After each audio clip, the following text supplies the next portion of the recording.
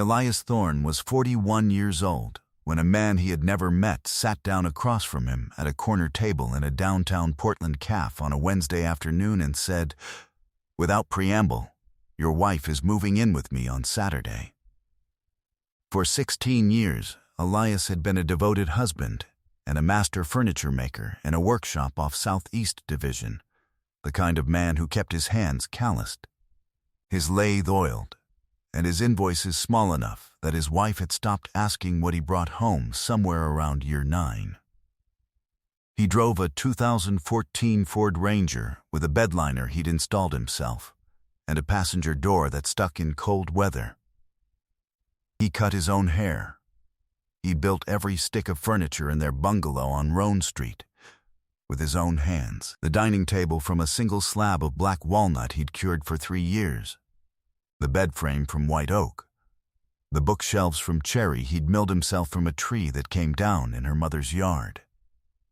Then a man named Brant Holloway, commercial developer, 48 years old, silver at the temples, wearing a suit that cost more than Elias's truck, walked into the cafe on Southwest Alder at 2:14 p.m., carrying a leather portfolio, sat down across from him uninvited, and told him that Elias's wife Marisol had been sleeping with him for 11 months, that she was moving into his condo in the Pearl District on Saturday morning, that the divorce papers would be served on Monday, and that Brant was here as a courtesy.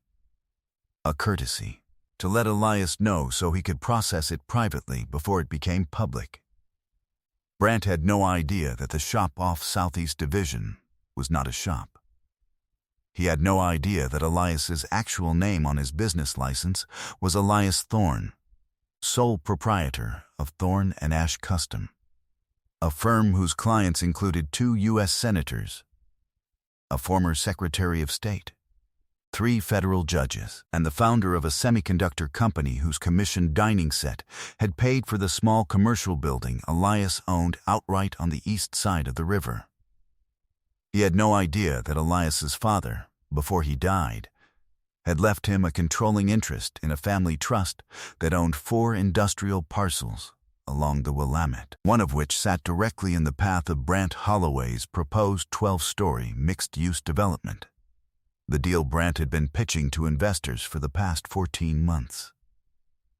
What Brant set in motion when he sat down at that table would cost him the development, the condo, Marisol, and the reputation he'd spent 20 years building in a city that would remember exactly what he did. Before we jump into the story, comment where in the world you are watching from and subscribe, because tomorrow's story is one you need to hear. The morning of that Wednesday started at 4:52 a.m. when Elias woke to the sound of rain on the tin roof of the porch he had rebuilt in September. He lay still for a moment and listened to it. He did not check the clock again. He swung his legs out from under the quilt his mother had made for him the year he graduated from high school, and he moved through the dark bedroom the way he had for 11 years, without turning on the light, because Marisol slept until 7 and he did not wake her. The kitchen was cold.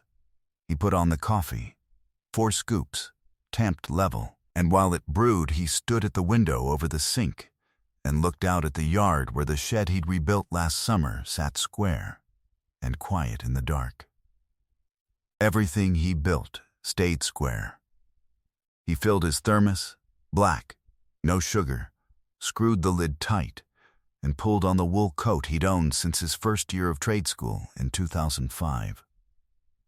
The coat had elbow patches he had sewn on himself. He checked the inside pocket for the small notebook where he kept his shop notes and his numbers, and he walked out to the Ranger in the driveway. The workshop was 14 minutes away by surface streets. He had made the drive so many times he could do it without thinking about it, which was useful because he had been thinking about other things for most of the past year. Marisol had stopped touching him in the ordinary ways sometime the previous spring. It wasn't a fight. It was a gradual withdrawal, the way a river changes course over years. No single moment where you could say, "Here, this is where it turned." She still kissed him goodbye when he left in the morning, but she kissed the air near his cheek and not his skin. She still asked how his day was, but she asked while looking at her phone, and she didn't wait for the answer. She had bought 2 new dresses in October that she wore to what she said were client dinners for the interior design firm where she worked as a project manager. She had come home from those dinners at 11:40, at 12:15, at 1:03. On the night she came home at 1:03, she had showered before coming to bed. She had never showered before bed in 16 years of marriage. Elias had noticed all of it. He had said nothing. He had a way about him, inherited from his father Aldous Thorne, who had been a cabinet maker in Astoria for 46 years, and who had told Elias when he was 12 years old. Standing in a shop that smelled of sawdust and linseed oil, that a man who reacts before he understands is a man who plants the wrong tree in the wrong soil and then blames the tree. Wait until you know what's there, his father had said. Then work with what's there. So Elias waited, and he watched. And he wrote things down in the small notebook, dates, times, the color of the dress, the time she came home, the credit card charges he saw when the joint statement came in the mail and she had already left for work. He was not building a case yet. He was gathering wood. You do not decide what a piece will be until you have looked at the grain. By early February, he knew there was another man. By the last week of February, he knew the man's first name, because Marisol had said it once in her sleep, Brant, and had never said it again. By the second week of March, he had found a receipt in the pocket of the camel coat he was taking to the dry cleaner as a favor.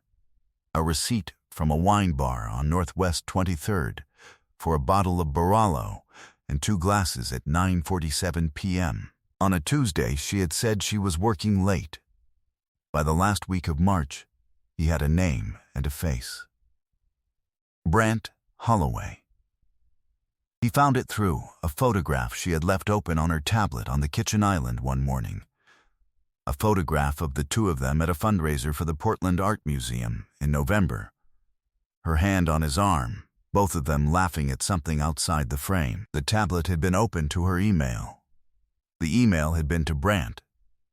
It said, "I miss you already," and it was signed with a single letter M. Elias closed the tablet. He put it back exactly where she had left it. He went to work. He did not confront her that night. He did not confront her the next week. He went into his shop and he finished a commission for a client in Lake Oswego.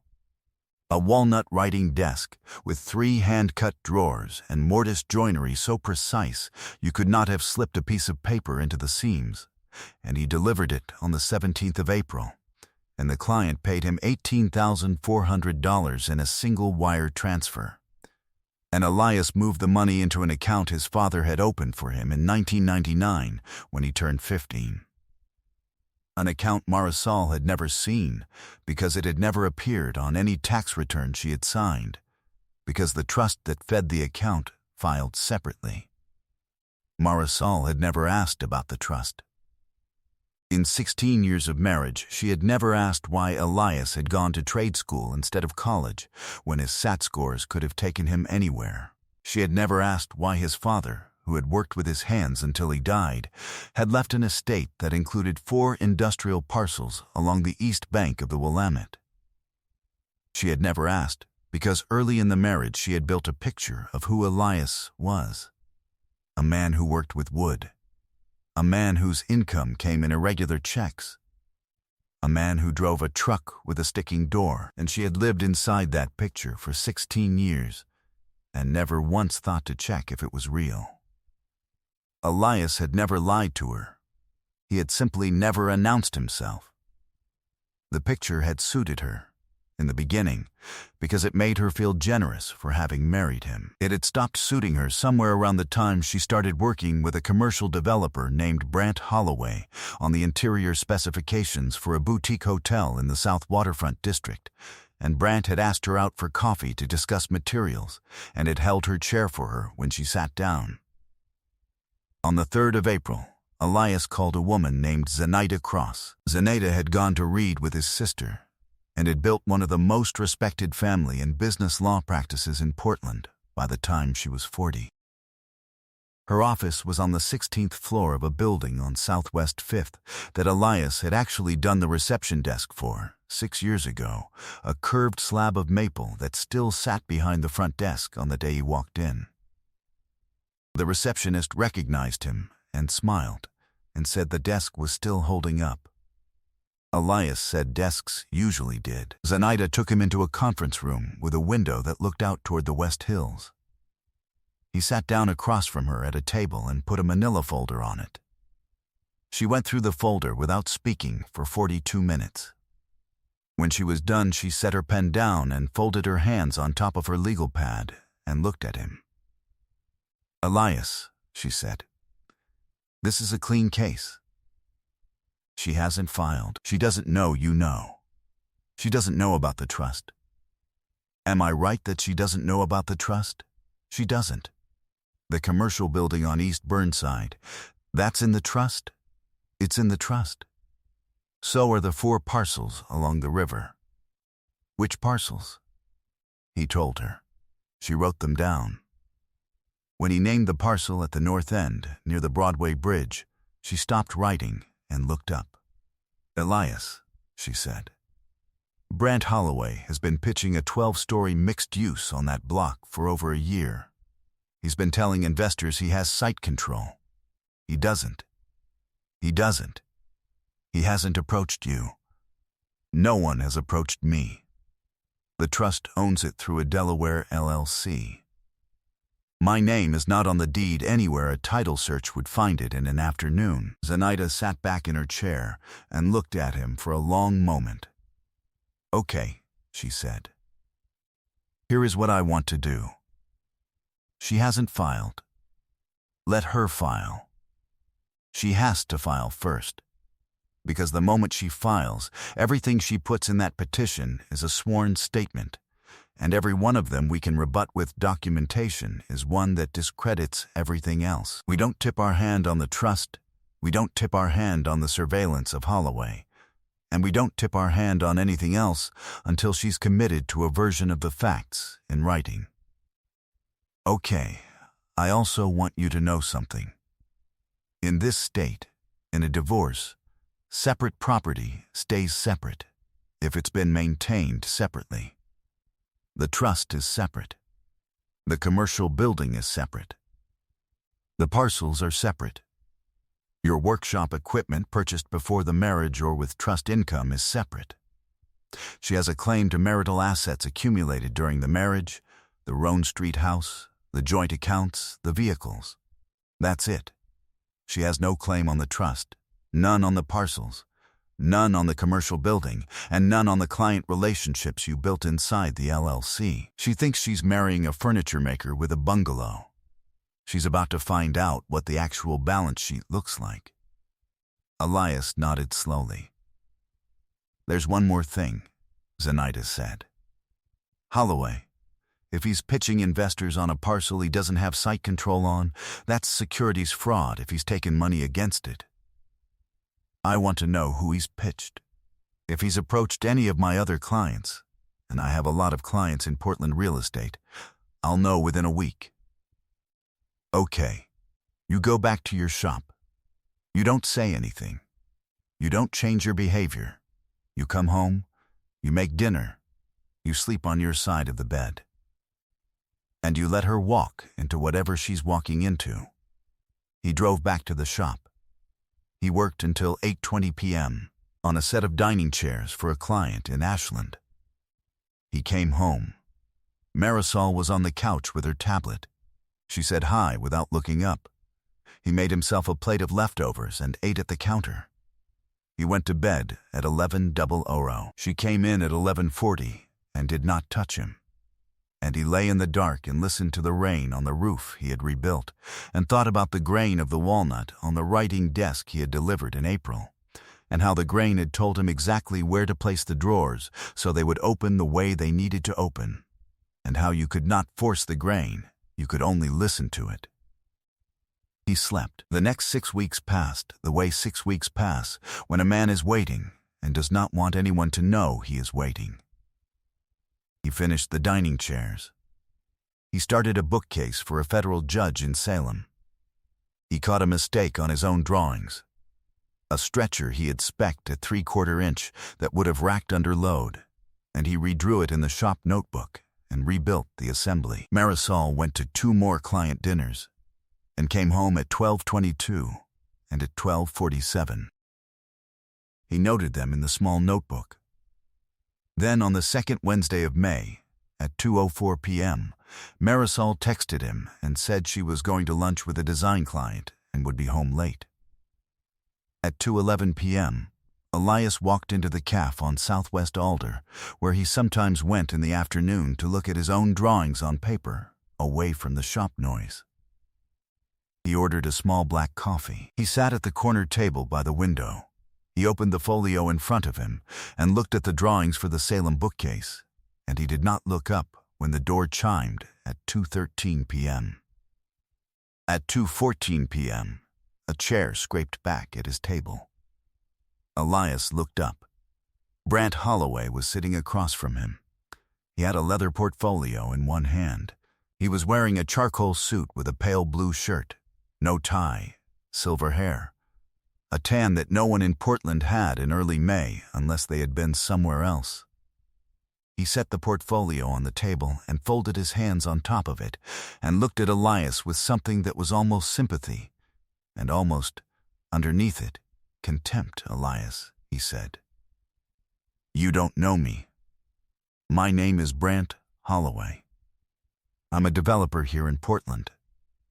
Elias set his pencil down on the drawing. He did not close the folio. I know who you are. Brant paused for half a second. Then he recovered. Then I don't have to introduce myself. That makes this easier. I'm here because I owe you a courtesy. Marisol is moving in with me on Saturday morning. She hasn't told you yet. She was going to tell you tonight, but I wanted to come see you first, man to man, because I think you deserve to hear it from me and not from her, and not from her attorney. Elias looked at him. Brant kept going. He had rehearsed it. Elias could hear the rehearsal and the rhythm. She's going to file for divorce Monday morning. She's asking for the Roan Street house and reasonable support. I've told her not to be greedy. She and I have been together for almost a year, Elias, and I know that's not something you want to hear, but it's the truth, and lying about it any longer isn't fair to any of us. She's going to be well cared for. I want you to know that. I don't want you to worry about her. He paused again, and he tilted his head slightly, and he did the thing that men like him do when they think they are being generous. I know this is hard. I've been through a divorce myself. I want you to have a chance to process it privately before Monday. That's why I'm here. I'm not trying to hurt you, Elias. I'm trying to help you get ahead of it. Elias took a sip of his coffee. He set the cup down. He looked at Brant across the small round table in the corner of the café on Southwest Alder, and his face did not change. Are you finished? He said. Brant blinked. I'm sorry? I asked if you were finished. With what you came to say. Yes, I'm finished. Okay, Elias looked down at the drawing again. He picked up his pencil. He made a small correction to the stretcher detail on the second shelf. He blew the graphite dust off the paper. He looked back up at Brant. You should go, Mr. Holloway, Elias. I'm not going to say it a second time in a way you'll like as much as this one. Brant sat there for a moment longer. He had come in with a plan, and the plan had assumed that Elias would react, that he would be angry, or broken, or plead, or ask questions. Elias had done none of these things. Brant did not know what to do with a man who did none of these things. He picked up his portfolio. He stood. I'm sorry, Elias, I really am. You should go. Brant went. The door chimed behind him at 2:19 p.m. Elias watched him cross Southwest Alder through the window and get into a black Range Rover parked at the curb. He watched the Range Rover pull away. He wrote down the license plate in the small notebook. He wrote down the time. He wrote down the exact words Brant Holloway had used, as best he could remember them. And he was good at remembering exact words because he had spent his life listening to clients describe what they wanted and translating those words into cuts and joints. Then he closed the notebook. He finished his coffee. He drove back to the shop. He called Zenaida from the shop office at 2:47 p.m. "He came to me," Elias said. "Who came to you?" "Holloway, in the Café on Alder. He sat down at my table and told me Marisol is moving in with him on Saturday." There was a silence on the other end of the phone. Then Zenaida said, "He did what?" "He said he was doing it as a courtesy, so I could process it privately before Monday." "Elias, I know. Elias, that is, do you understand what he just handed us? Tell me." "He just tortiously interfered with your marriage on the record, in a public place. He just admitted the affair to you directly. He just told you the timeline. And he did it in a cafe where there are cameras and witnesses. What did you say to him?" "I told him he should go." "That's it. That's it. Good, okay. Listen to me. I want you to do 3 things, and I want you to do them today. 1. Write down every word he said, exactly, while it's fresh. 2. Send me the license plate and the time. 3. Do not, under any circumstances, say anything to Marisol tonight. Nothing. Do not change how you act. Do not look at her differently. She's going to tell you tonight or tomorrow. When she does, you listen. You do not agree to anything. You do not argue. You say you need to think. That's all. Can you do that?" "Yes." "Good." He hung up. He worked until 7:30. He drove home. Marisol was in the kitchen. She had made pasta, which she had not done in over a year. She had lit a candle on the walnut table he had built. She looked up when he came in, and she gave him a small, careful smile. "Sit down," she said. "There's something I need to tell you." He sat down. She told him.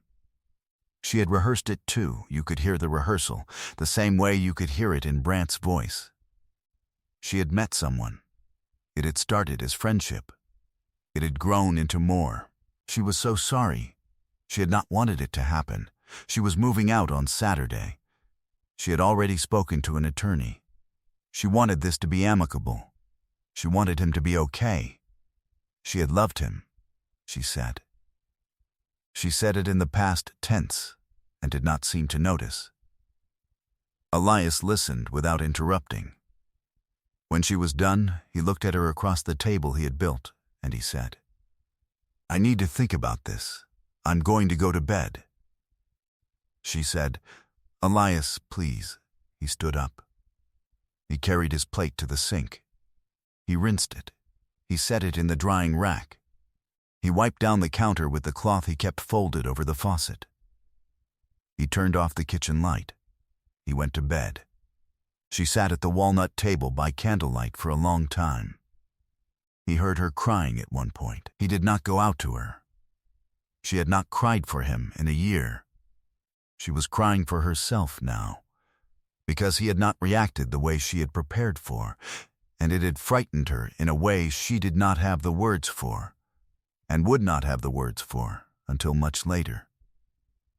She moved out on Saturday, exactly as Brant had said. She took her clothes, her books, a lamp her mother had given her, and the small ceramic bowl by the front door where she had dropped her keys for 11 years.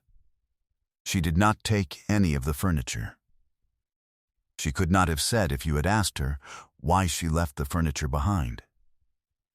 She only knew, without quite thinking about it, that the furniture did not belong to her. She was right about that. Zenaida filed a response to Marisol's petition on the 22nd of May.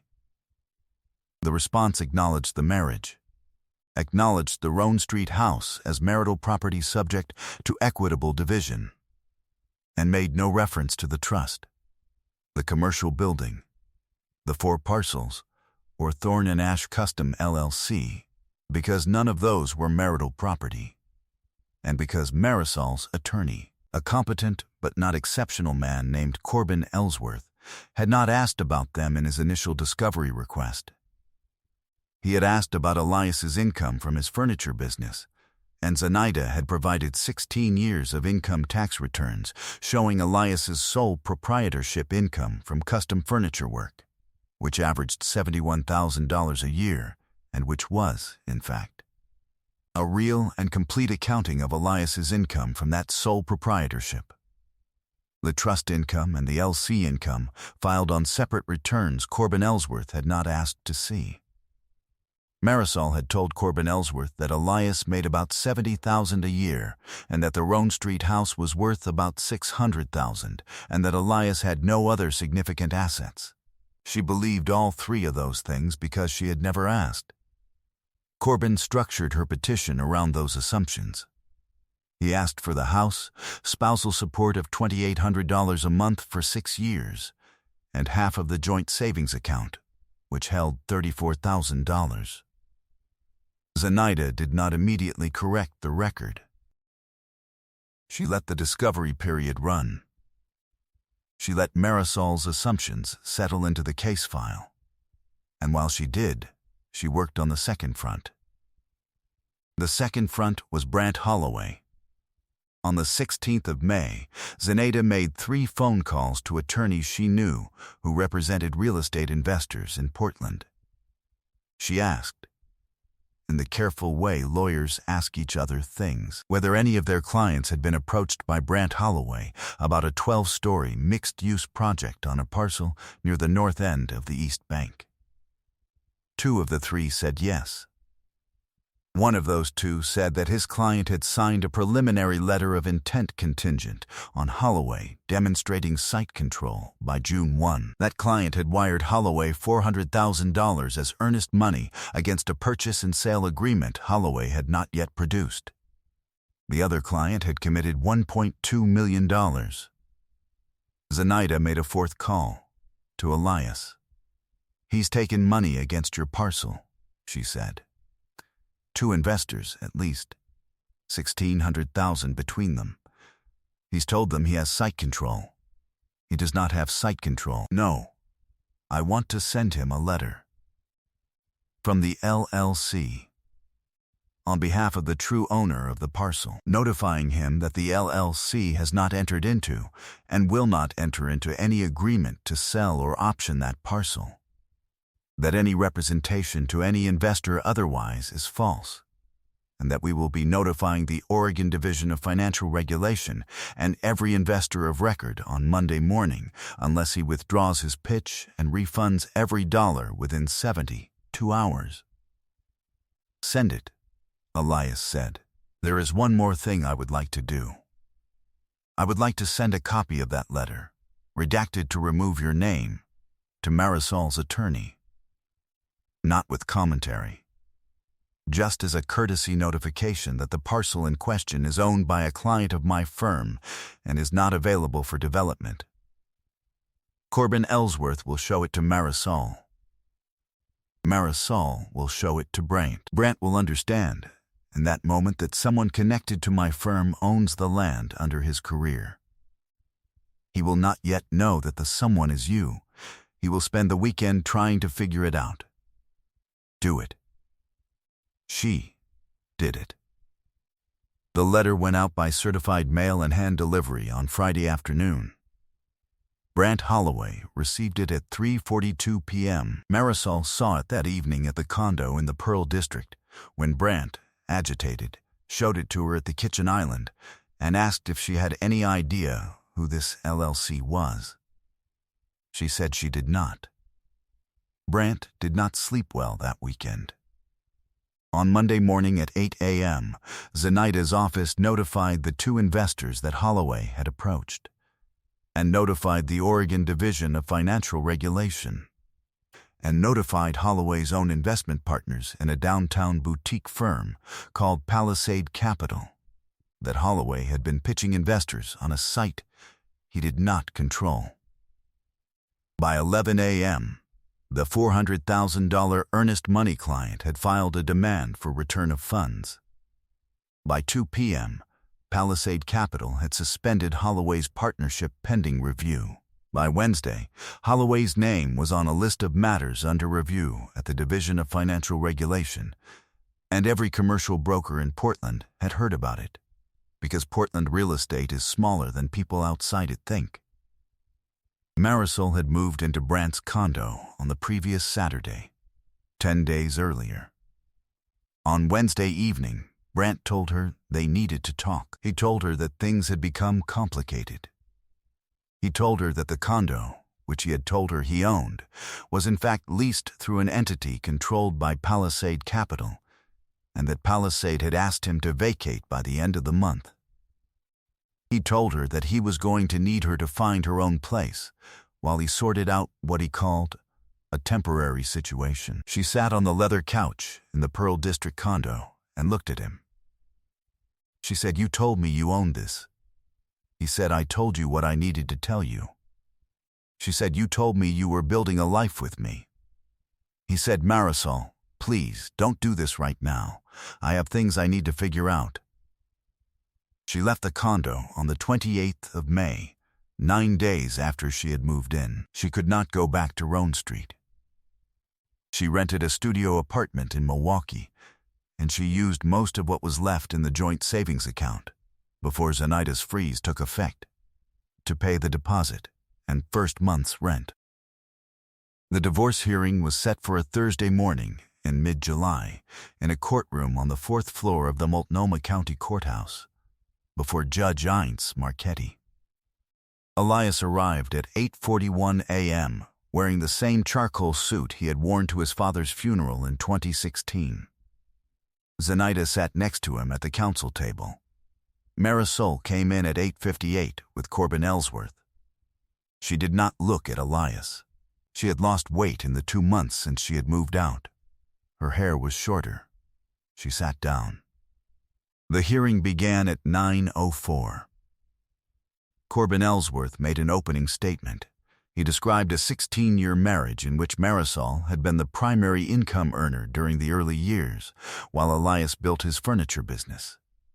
He described Elias's business as a modest sole proprietorship. He described the Roan Street house as the primary marital asset. He asked for the house, for spousal support of $2,800 a month for 6 years, and for a division of the joint savings. He sat down. Zenaita stood. She did not raise her voice. She did not make an opening statement in the ordinary sense.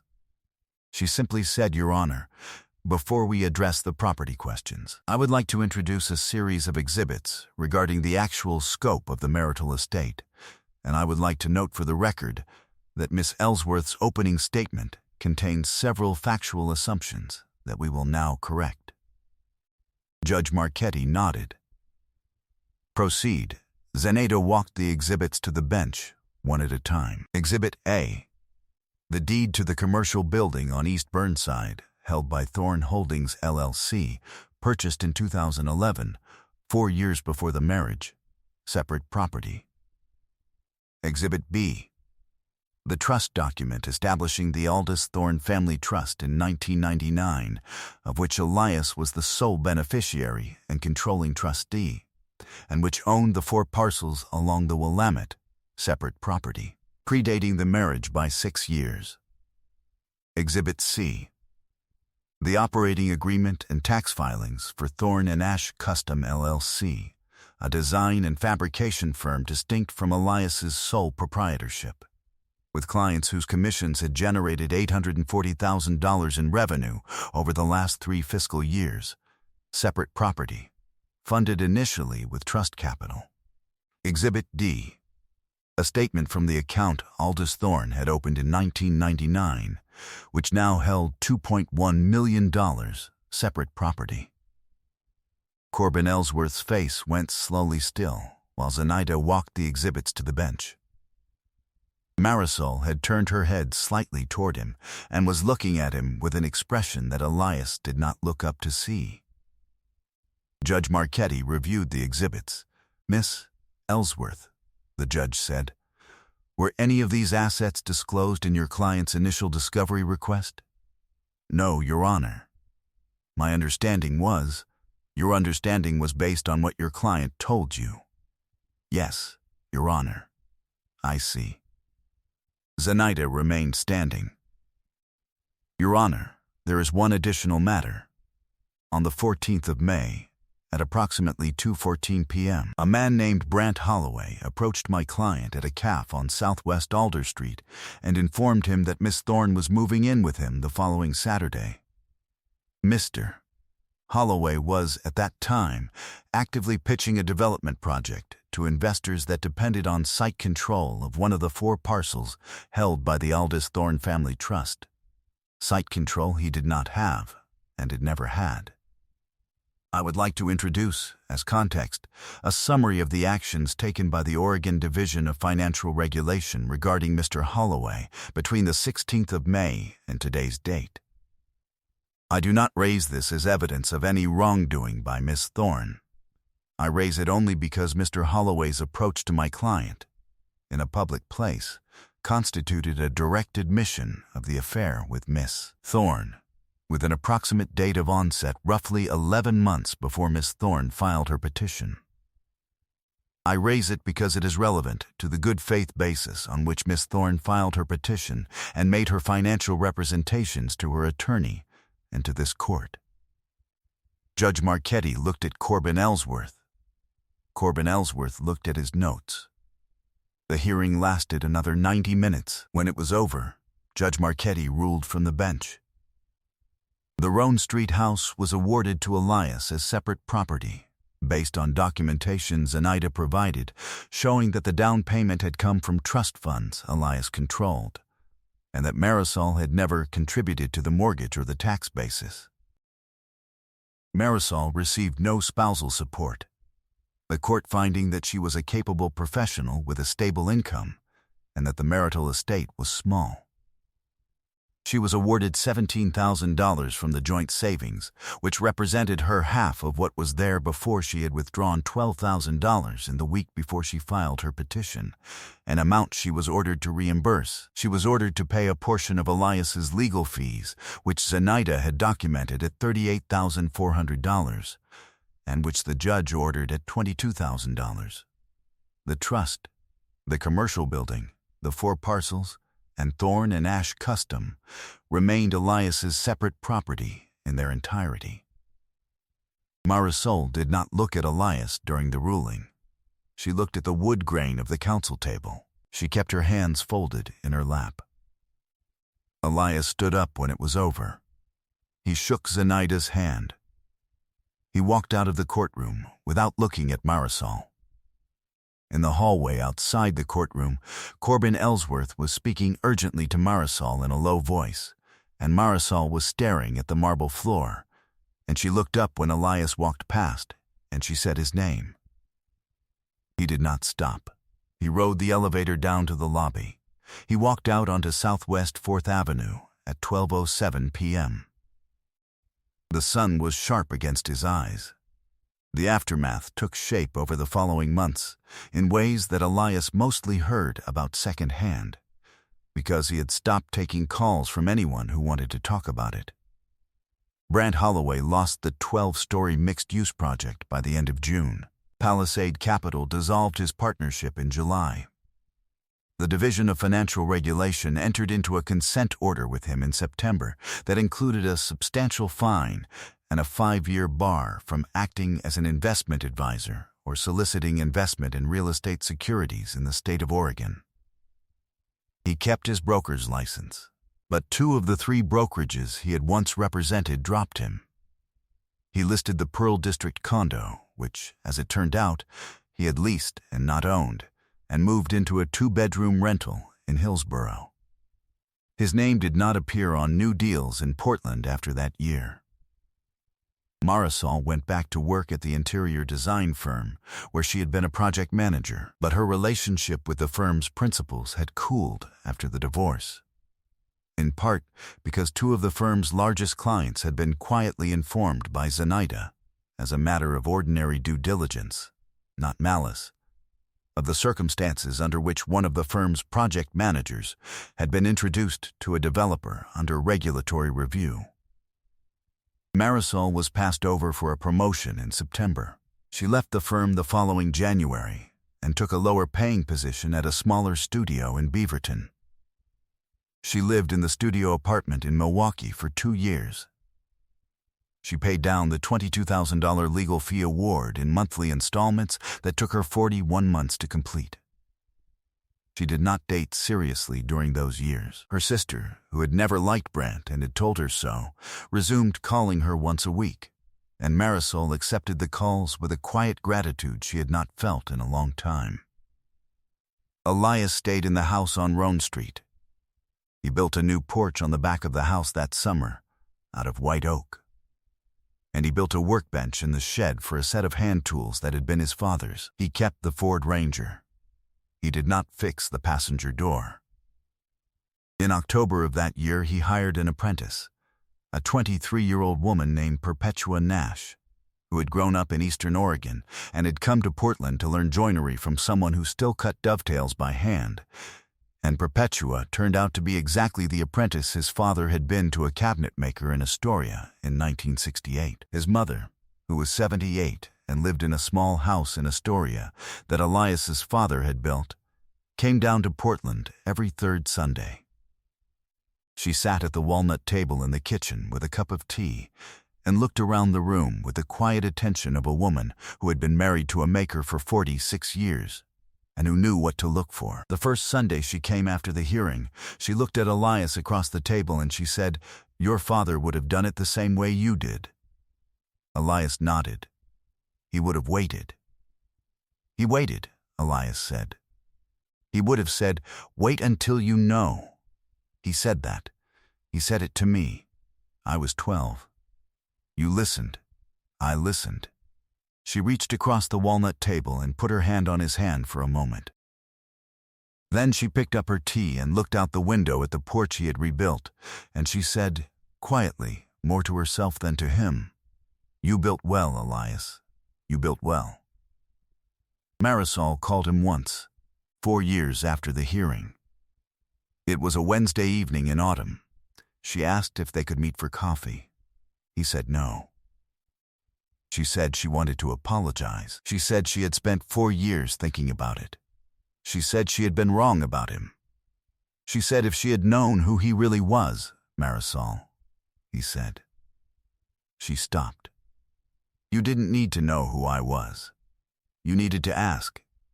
In 16 years, you never asked. You built a picture of me and lived inside it, and never once thought to check if it was real. That's not something you found out because someone deceived you. That's something you decided, and then never questioned, and then let a man in a suit walk into a caf and speak on behalf of. You didn't lose me because I was more than you thought. You lost me because you never bothered to look." She was silent on the other end of the line. "I hope you're doing well," he said. "I'm not angry anymore. I just don't have any more to say." He hung up. He set the phone down on the walnut counter. He rinsed his mug and set it in the drying rack, and he wiped down the counter with the cloth he kept folded over the faucet. And he folded the cloth again and hung it back where it belonged. He walked out to the shed. Perpetua had left the shop lights on for him, the way she always did on the nights he came out to work after dinner. There was a piece of black walnut on the bench, the beginning of a low chest he was building for a client in Bend, and he ran his hand along the grain and felt where the wood would want to be cut. He picked up the marking gauge. He set the pin. He drew the first line. He did not look back. I hope you enjoyed that one. Be sure to like the video and subscribe so you don't miss the next story. I've picked out 2 more for you that I think you'll really like.